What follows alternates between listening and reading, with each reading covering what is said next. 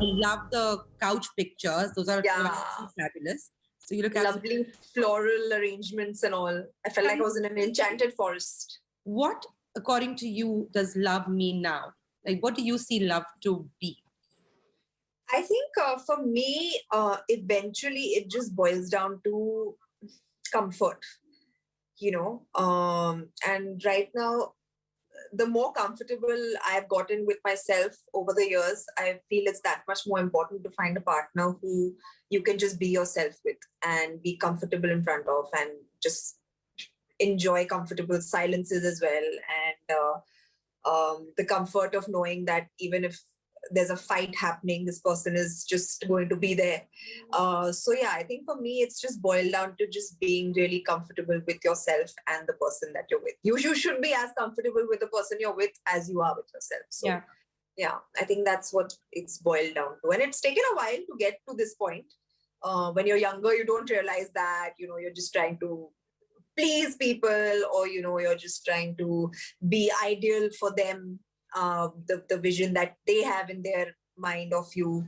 You're just trying to constantly to like fit into that perfect picture. But I now I know that that's not what love is all about. The last 1.5 year really meant spending time at home with the family, etc., etc. What are the lessons that you have learned over the last 1.5 years? That you don't need too much to be happy. I think that's the most important lesson most of us might have learned in the last year. You don't need to be constantly surrounded by people and chatter, and it takes very few people in your life. And this kind of the whole 1.5 year kind of put things into perspective in a way that who's important on you, because those are the people who are checking up on you. Mm. They're bothering to stay in touch. Your family is, of course, always there. The appreciation that they've showed, for having us at home around them, it means a lot. So yeah, I just think that the biggest lesson would be that you don't really need too much. Yeah. Over the years, many people, and as well as you, there's been all this talk about body and about the body positivity and gaining weight and losing weight. And there's just been all this chatter about your body, right? How has your own relationship with your body changed over the years, and where are we at now? It's great, actually. It's become great. I know how my body functions. I know what I need to do to lose weight. I know what I do wrong when I put on weight. So it's become a very clear conversation, actually. Earlier it was just confused. Earlier maybe I wasn't even taking as much care of my body as I should have.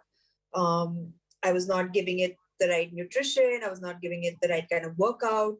So like your relationship with yourself, pretty much this is also something that evolves over the years. Now I know what workout works for me, what I enjoy. I don't enjoy working out in general. Like, I'm not a gym person.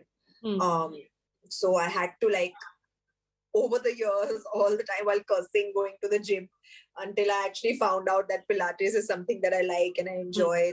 It's a combination of like yoga and strength.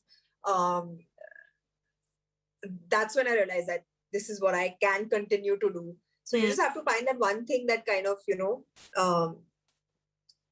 lets you have that consistency in your working out. So I found that. I mean, I found it like three years back maybe, but I found it, so I'm happy and I'm okay now. Like, honestly, I've kind of shut out the chatter.